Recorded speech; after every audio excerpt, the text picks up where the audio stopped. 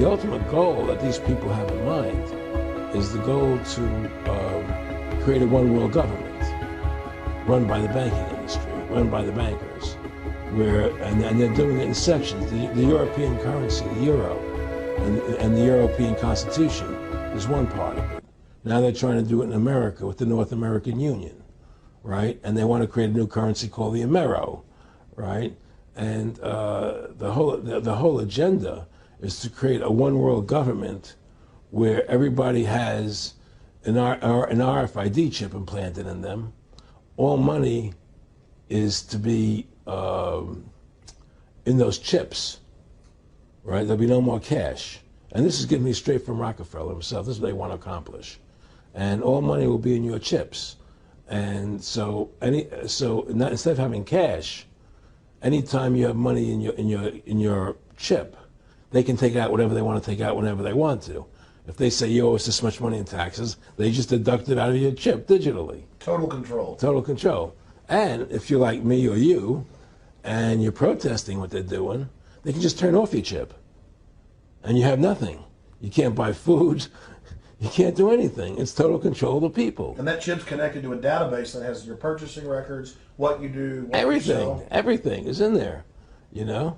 And so they want a one world government controlled by them, everybody being chipped, all your money in those chips, and they control the chips, and they control people. And you become a slave. You become a serf to these people. That's their goal. That's their intentions. Eric, can you be specific about when you met Rockefeller, how it happened in these discussions? I met Rockefeller through a female attorney I knew who called me up one day and said, one of the Rockefellers would like to meet you. I had made a video called Mad as Hell, and he'd seen the video and wanted to meet me and knew I was running for governor of Nevada. So sure, I'd love to meet him. And I met him and I liked him, and he was a very, very smart man. And we used to talk and share ideas and thoughts. And he's the one who told me 11 months before 9/11 ever happened that there was going to be an event. Never told me what the event was going to be, but there was going to be an event. And out of that event, we were going to invade Afghanistan to run pipelines from the Caspian Sea.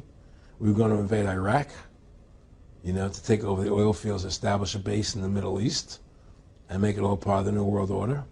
And we'd go after Chavez in Venezuela. And sure enough, later 9/11 happened. And I remember he was telling me how how you're going to see soldiers looking in caves for people in Afghanistan and Pakistan and all these places. And there's going to be this war on terror, which is no real enemy. And the whole thing is a giant hoax, you know, but it's a way for the government to take over the American people. He told you it was going to be a hoax. Oh, yeah. Oh, yeah. There's no question. He says, there's going to be war on terror. And he's just laughing. There's no, who are we fighting? I mean, why do you think 9/11 happened and then nothing's happened since then? Do you think that our security is so great here that these people who pulled off 9/11, who were able to, can't knock down another plane? Come on, it's ridiculous. 9/11 was done by people in our own government and our own banking system to perpetuate the fear of the American people into subordinating themselves to anything the government wants them to do. That's what it's about, and to create this war, this endless war on terror. And that's why and that was the first lie. And the next lie was going into Iraq, you know, to get Saddam Hussein out with his weapons of mass destruction. That was the next lie. Now, specifically, this was a little over 6 years ago. This was 11 months before 9/11. Yeah. And Nick Rockefeller, who's a lawyer, he's become your friend over the previous years, and he's saying to you that there's going to be this big event, and then out of that we're going to have a war on terror, and it's just going to go on and on. Right. An endless war on terror without any real enemy. That you can never, so you can never define a winner. And did he say that it's going to be perfect because you can't define an enemy? It just goes on and on? Yeah, because you can't define a winner.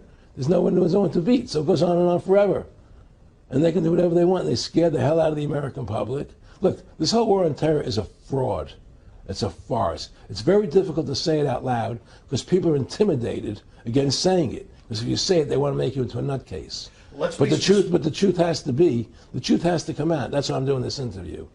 The fact of the matter happens to be that the whole war on terror is a fraud. It's a farce. Yeah, there's a war going on in Iraq because we invaded Iraq, and people over there fighting, But the war on terror, it's a joke, And until we discover what really happened on 9/11 and who was responsible for 9/11, because that's where the war on terror emanates from. That's where it comes from. It was 9/11 that allowed this war on terror to begin. And until we get to the bottom root of 9/11, the truth of 9/11, we'll never know about the war on terror. You already made some big films, had a lot of other successes. Right. So they were trying to recruit you, and didn't it come down to the point of, hey, we are here to recruit you, and don't worry, your chip's going to say, don't mess with us. This guy's don't touch. Yeah, yes, that did happen. I was definitely being recruited, but it's more subtle than that. Well, in your words, just go through the process, and then what he said to you. Well, what it is remember, we were friends, and we used to go to my house a lot. We'd have dinner, we'd talk, and he'd tell me about business investments I get involved in, or they would help me with this business investment or that business investment.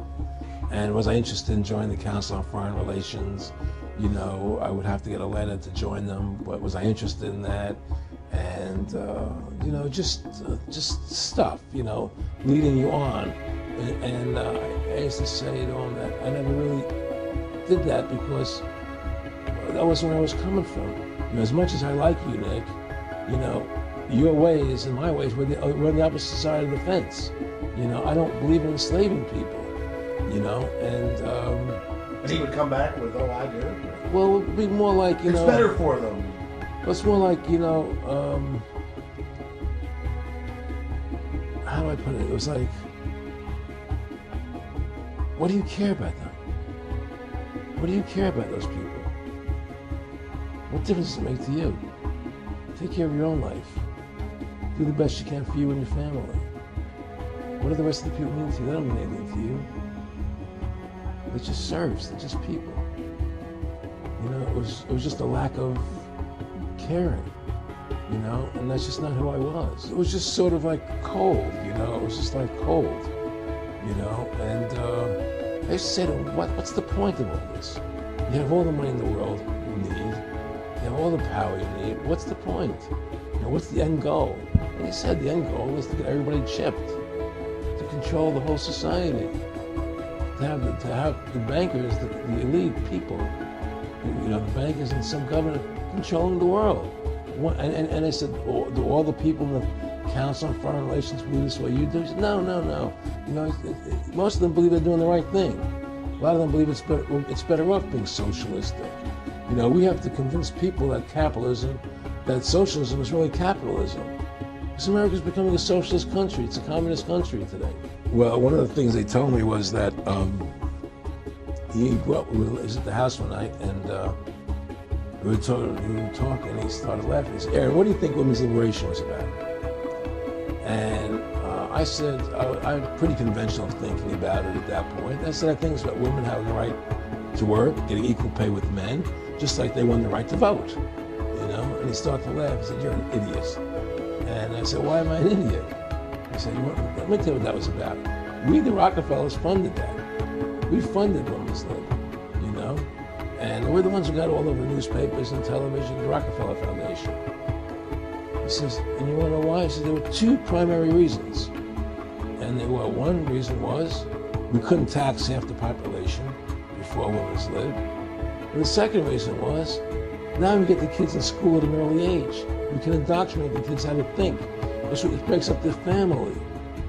The kids start looking at the state as the family, as the school, as the officials, as their family, not as the parents teaching them.